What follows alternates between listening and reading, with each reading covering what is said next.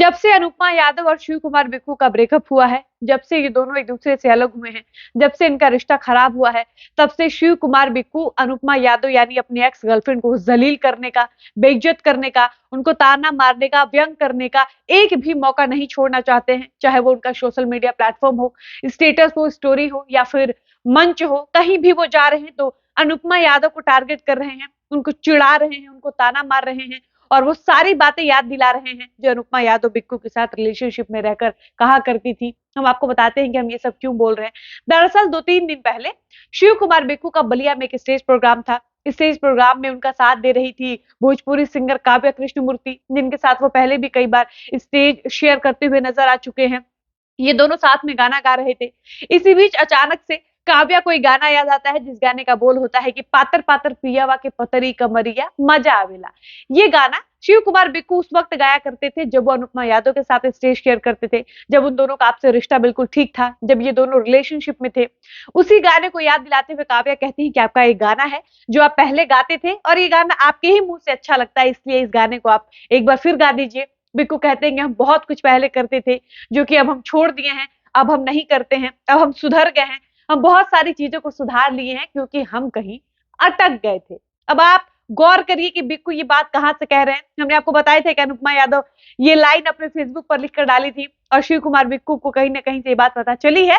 क्या social media पर ये बात इतनी फैल जाती है कि बिक्कू को भी ये ध्यान है कि अनुपमा ने उनके लिए लाइन लिखी थी और काव्या से बिक्कू यही लाइन तंज कसते हुए अनुपमा यादव पर कहते हैं कि क्योंकि हम भटक गए थे जा फिर भी तुझे माफ किया। बिक्कू कहते हैं कि वो हमको क्या माफ करेंगी, हम ऐसा माफी वाला कोई काम ही नहीं किए हैं, हम उनके साथ ऐसा कुछ नहीं किए हैं कि हमको माफी मांगना पड़े और वो हमको माफ करे। बिक्कू कहते हैं कि वो हमको माफ तो ऐसे कर रही है जैसे बागेश्वर बाबा की चेली हुई है।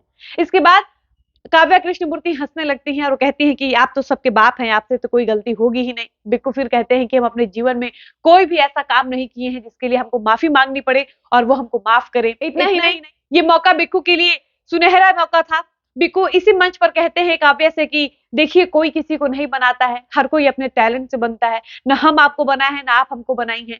ये आपका टैलेंट है, आपकी काबिलियत है कि आप अपने दम पर काम पा रही हैं। और ये बात बिक्कू इसलिए भी कहते हैं क्योंकि कुछ दिन पहले की बात है, कुछ महीने पहले की बात है, अनुपमा यादव एक मंच पर होती हैं और गुस्से में लाल होकर कहती हैं कि उनका नाम मत लीजिए, वो हमको नहीं बनाए हैं, उनसे मेरी पहचान नहीं है, मेरी वजह से उनकी पहचान है, मेरी वजह से लोग इनको जानते हैं। और ये बात साफ तौर पर अनुपमा बिक्कू के लिए कहती हैं और बिक्कू अनुपमा के उसी बात का जवाब देते हुए बलिया वाले स्टेज शो में कहते हैं कि कोई किसी को नहीं बनाता है, हर कोई अपने दम पर है। उनके कहने का साफ मतलब ये था कि अगर हमको काम मिलता है, अगर लोग हमको जानते हैं, पहचानते हैं, सुनते हैं, देखते हैं, हमको लगातार स्टेज शो मिल रहा है तो ये मेरी काबिलियत है, मेरा टैलेंट है। ऐसा नहीं है कि मेरी पहचान अनुपमा यादव की वजह से या अनुपमा यादव की वजह से लोग मुझे जानते हैं। अब अनुपमा यादव को लोग अगर जानते भी, उनकी वजह से लोग मुझे जानते, और अगर मेरे अंदर टैलेंट नहीं होता तो मुझे काम नहीं मिलता। इसलिए ऐसा कहना गलत होगा कि अनुपमा यादव हमको बनाई है, या ये कहना गलत होगा कि हम अनुपमा यादव को बनाए हैं। यहाँ जो भी है अपने दम पर है, अपने टैलेंट के दम पर है। खैर, बात यहीं खत्म नहीं होती है।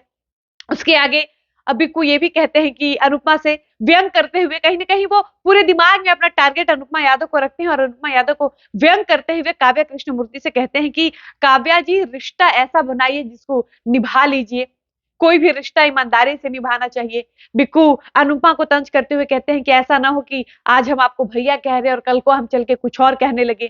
काव्या कृष्णमूर्ति हंसने लगती हैं और ये सारी बातें मंच पर हो रही होती हैं। मंच पर आप समझिए कि कितने हजारों सैकड़ों दर्शक देख रहे होंगे और उन सबके सामने बिक्कू एकदम निर्लज्जता से, बेबाकी से वो सारी बातें कहते हैं जो अनुपमा यादव ने एक समय में उनके लिए कहा था। और एक बार ये सब देखने के बाद ये लग रहा है कि एक बार फिर से भोजपुरी इंडस्ट्री का माहौल एकदम वैसा हो गया है जैसा माहौल पवन अक्षरा के ब्रेकअप के बाद हुआ था। उधर अनुपमा यादव स्टोरी डाल रही हैं, स्टेटस डाल रही हैं, उनके भाई कुछ न कुछ लिख रहे हैं, इधर शिव कुमार बिक्कू भी एकदम खुलकर कह रहे हैं, बेबाकी से कह रहे हैं कि पहले हम कुछ नहीं कहते थे लेकिन अब हम बोलने लगे हैं और अब हमको कोई नहीं रोक सकता है, अब हम बोलेंगे। और बिक्कू हर जगह जहां भी जा रहे हैं अनुपमा यादव को टारगेट कर रहे हैं, कुछ न कुछ टॉन्ट कर रहे हैं, कुछ न कुछ ताना मार रहे हैं। और ये सब देखने के बाद लग रहा है कि अक्षरा पवन वाली लड़ाई एक बार फिर से भोजपुरी इंडस्ट्री में शुरू हो गई है। बाकी आपका कहते हैं, अपनी राय बताइएगा। वीडियो को समाप्त करते हैं, मिलते हैं नए वीडियो में। धन्यवाद।